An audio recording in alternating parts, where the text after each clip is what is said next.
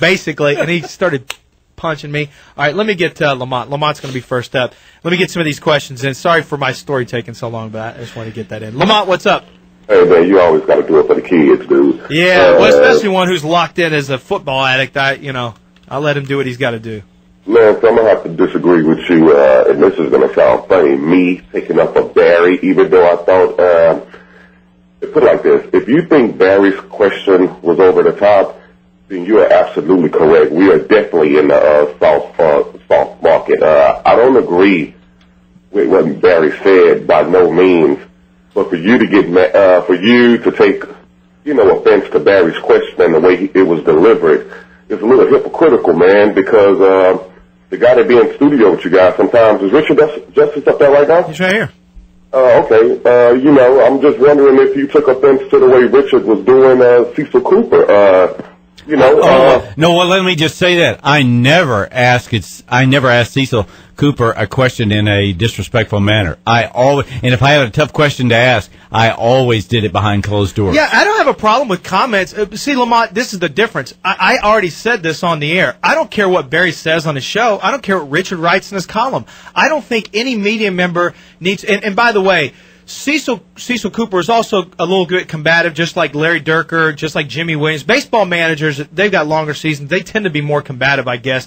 But I just think there is I just think Barry was just doing it I just think he was quite frankly, and you will understand this term, he was just fronting. That's all he was doing. He wanted to get his name out there. He already was talking about it on Sunday and Monday. Come on, Lamont, this was a straight up front is all it was. Yeah, Lance, like I said, with me defending Barry, because I've watched Barry pretty much snooze up to Kubiak for 5 years now, and for him to come out and do something like that did catch me a little bit by surprise. But hey, man, when you're dealing with the Texas Mafia over there, where you don't get any kind of information out of that, it was, to me, for my listening ears, it was kind of nice to hear somebody with some fire and stuff like that come out. I didn't like the question or anything like that. I didn't think it was a question. What is your excuse this time? I didn't think that was a question. I just thought that was just a diss. Hey, going back to Richard Justice and Cecil Cooper, though, I don't have the proof right now in front of me, but, I will go back and look at some of these press conferences, and, Lance, I will send you some of these questions, because I can remember being hot with the way I respect Richard as a columnist. Well, you can go back and listen to all the tapes you want, because you're never even going to find me asking a question, most likely. And if the question I asked would be something like, "Hey, Wandy pitched good tonight, didn't he?" I don't do that. Okay, well, I'm going to go back and listen. Well, you could go back and audit it and bring them all in here tomorrow, because I'm just telling you, I never did that.